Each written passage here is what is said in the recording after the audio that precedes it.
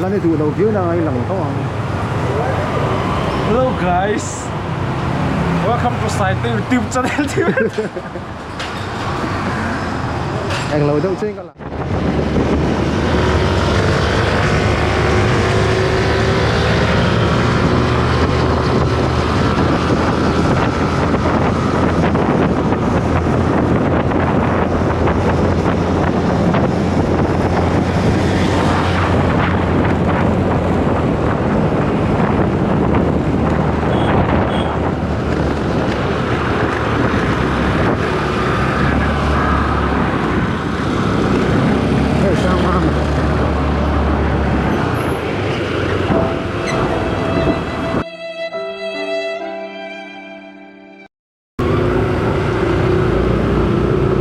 Ini om dia.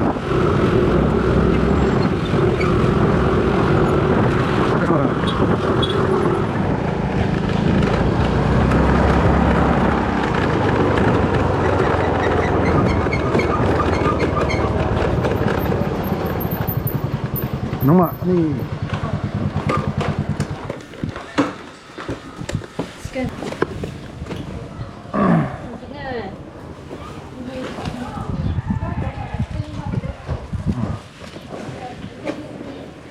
Ở đây là lúc ta.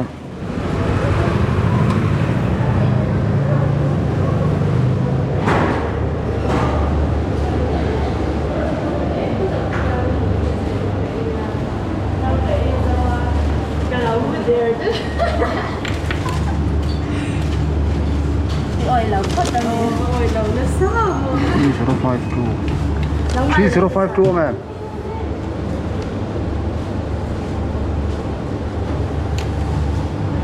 ông mẹ Ai hả con này?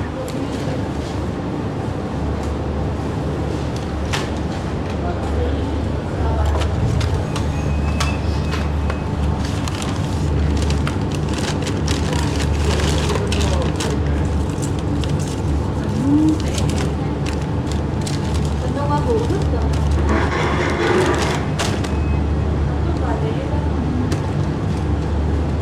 những này cũng chắc là yêu cầu được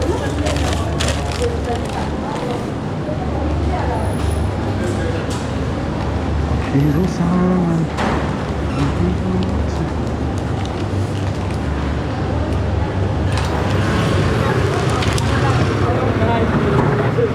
Mo truy về đâu chưa tụi nào?